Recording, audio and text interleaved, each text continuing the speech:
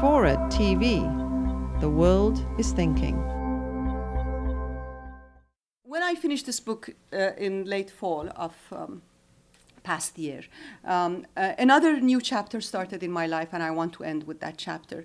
On December 1st, 2008, I became an American citizen finally.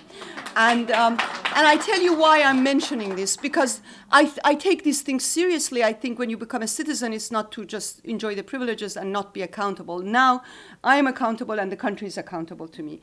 And this happened with a new chapter in the life of this country as well. And I wanted to end on a note, which for me, it's important. I think crisis is good, because crisis saves you from smugness. Crisis makes you think, and crisis makes you re-question and pose yourself as a question mark, something that we have not been doing.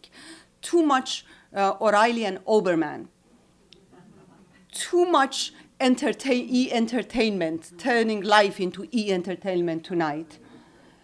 Too much smugness, too much comfort has taken away from us that ability, that strength which comes out of constantly imagining the impossible and facing the difficulties the way this country was known for. So the hope that our new president-elect talks about is in fact because of the crisis.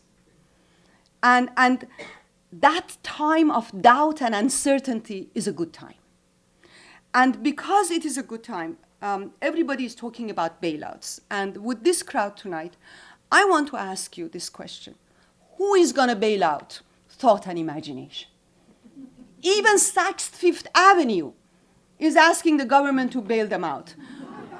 What about our universities? The quality of our president is promising us everyone will have access to education. What about the quality of education? Why are the humanities departments being closed down? Why don't the liberal colleges get enough funding? Why are our libraries being closed down? Why are our bookstores being closed down? Why are some of the oldest publishing houses are being closed down? Why is NPR finishing day to day? And these are the questions that we need to answer. The next March on Washington is that no one, those men in Wall Street, those policymakers who allowed them to do what they did, they were the ones who were telling us, take your son and daughter and have them study economics so that they can go to Goldman Sachs. Apparently, they were wrong. They were wrong. A country that loses its poetic vision, as Saul Bellows said, is a country that faces death. And this country was based on a poetic vision.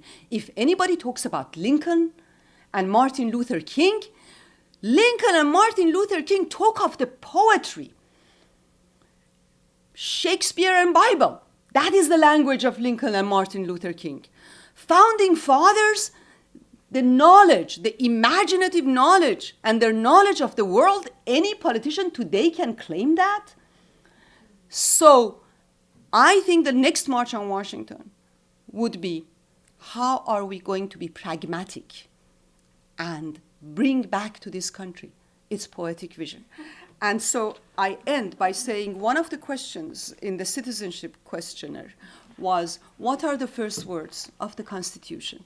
The first words of Constitution is, we the people. If we think that it is all about Bush and Obama, we're in deep trouble. So I want to end with, we the people. See you in Washington.